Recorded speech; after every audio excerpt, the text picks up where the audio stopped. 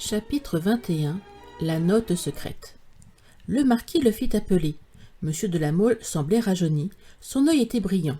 « Parlons un peu de votre mémoire, dit-il à Julien. On dit qu'elle est prodigieuse. Pourriez-vous apprendre par cœur 4 pages et aller les réciter à Londres, mais sans changer un mot ?» Le marquis chiffonnait avec humeur la quotidienne du jour et cherchait en vain à dissimuler un air fort sérieux et que Julien ne lui avait jamais vu, même lorsqu'il était question du procès Frilair. Julien avait déjà assez d'usage pour sentir qu'il devait paraître tout à fait dupe du ton léger qu'on lui montrait. Ce numéro de la quotidienne n'est peut-être pas fort amusant, mais si monsieur le marquis le permet, demain matin j'aurai l'honneur de le lui réciter tout entier. Quoi? Même les annonces? Fort exactement, et sans qu'il y manque un mot. M'en donnez-vous votre parole? Reprit le marquis avec une gravité soudaine. Oui, monsieur, la crainte d'y manquer pourrait seule troubler ma mémoire. C'est que j'ai oublié de vous faire cette question hier. Je ne vous demande pas votre serment de ne jamais répéter ce que vous allez entendre. Je vous connais trop pour vous faire cette injure. J'ai répondu de vous. Je vais vous mener dans un salon où se réuniront 12 personnes. Vous tiendrez note de ce que chacun dira. Ne soyez pas inquiets, ce ne sera point une conversation confuse. Chacun parlera à son tour. Je ne veux pas dire avec ordre, ajouta le marquis en reprenant l'air fin et léger qui lui était si naturel. Pendant que nous parlerons, vous écrirez une 20aine de pages. Vous reviendrez ici avec moi. Nous réduirons ces 20 pages à 4.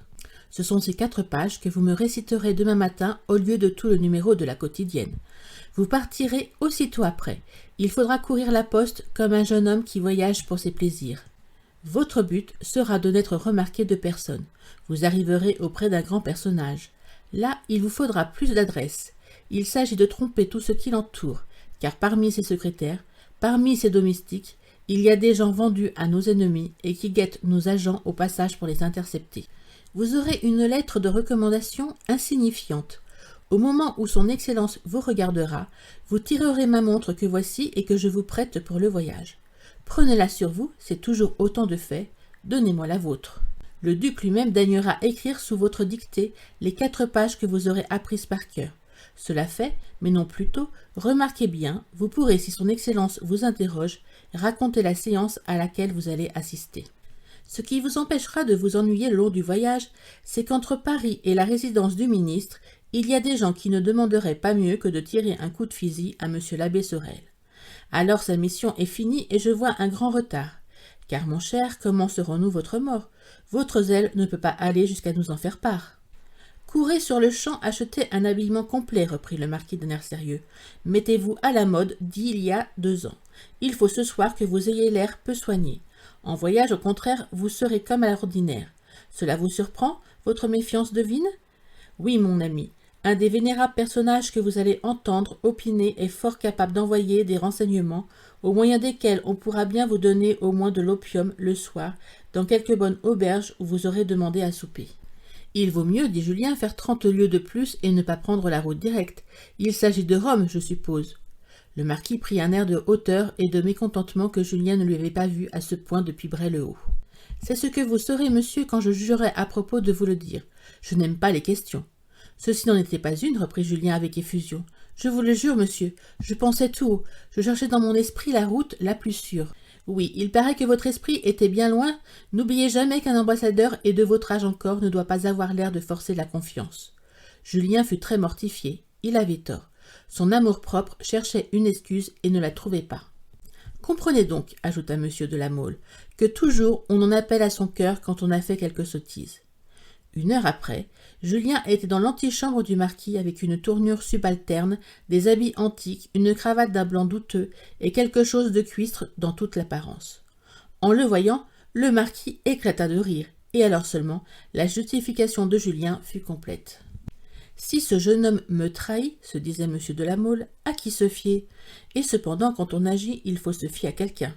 Mon fils et ses brillants amis du même acabit ont du cœur, de la fidélité pour 100 000. S'il fallait se battre, ils périraient sur les marches du trône. Ils savent tout, excepté ce dont on a besoin dans le moment. Du diable si je vois un d'entre eux qui puisse apprendre par cœur 4 pages et faire 100 lieues sans être dépisté. Norbert saurait se faire tuer comme ses aïeux, c'est aussi le mérite d'un conscrit. Le marquis tomba dans une rêverie profonde. Et encore se faire tuer, dit-il avec un soupir. Peut-être le serait-il aussi bien que lui. Montons en voiture, dit le marquis, comme pour chasser une idée importune. Monsieur, dit Julien, pendant qu'on arrangeait cet habit, j'ai appris par cœur la première page de la quotidienne d'aujourd'hui. Le marquis prit le journal. Julien récita sans se tromper d'un seul mot. Bon, dit le marquis, fort diplomate ce soir-là. Pendant ce temps, ce jeune homme ne remarque pas les rues par lesquelles nous passons. Ils arrivèrent dans un grand salon d'assez triste apparence, en partie boisé et en partie tendu de velours vert.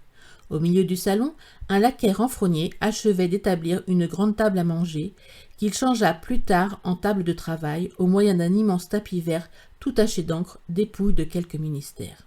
Le maître de la maison était un homme énorme, dont le nom ne fut point prononcé. Julien lui trouva la physionomie et l'éloquence d'un homme qui digère. Sur un signe du marquis, Julien était resté au bas bout de la table. Pour se donner une contenance, il se mit à tailler des plumes. Il compta du coin de l'œil 7 interlocuteurs, mais Julien ne les apercevait que par le dos. 2 lui parurent adresser la parole à M. de La Mole sur le ton de l'égalité, les autres semblaient plus ou moins respectueux. Un nouveau personnage entra sans être annoncé. « Ceci est singulier, pensa Julien. On n'annonce point dans ce salon. Est-ce que cette précaution serait prise en mon honneur ?» Tout le monde se leva pour recevoir le nouveau venu. Il portait la même décoration extrêmement distinguée que 3 autres des personnes qui étaient déjà dans le salon. On parlait assez bas. Pour juger le nouveau venu, Julien en fut réduit à ce que pourraient lui apprendre ses traits et sa tournure. Il était court et épais, haut en couleur, l'œil brillant et sans expression autre qu'une méchanceté de sanglier. L'attention de Julien fut vivement distraite par l'arrivée presque immédiate d'un être tout différent. C'était un grand homme, très maigre, et qui portait 3 ou 4 gilets. Son œil était caressant, son geste poli. « C'est toute la physionomie du vieil évêque de Besançon, pensa Julien. Cet homme appartenait évidemment à l'Église. Il n'annonçait pas plus de 50 à 55 ans. On ne pouvait pas avoir l'air plus paterne. Le jeune évêque d'Agde parut. Il eut l'air fort étonné quand, faisant la revue des présents, ses yeux arrivèrent à Julien. Il ne lui avait pas adressé la parole depuis la cérémonie de Bray-le-Haut. Son regard surpris, embarrassa et irrita Julien. Quoi donc, se disait celui-ci, connaître un homme me tournera-t-il toujours à malheur?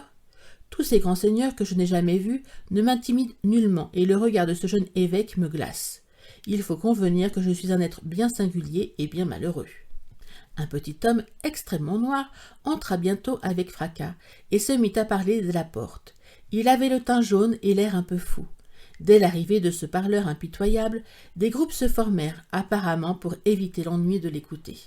En s'éloignant de la cheminée, on se rapprochait du bas bout de la table, occupé par Julien.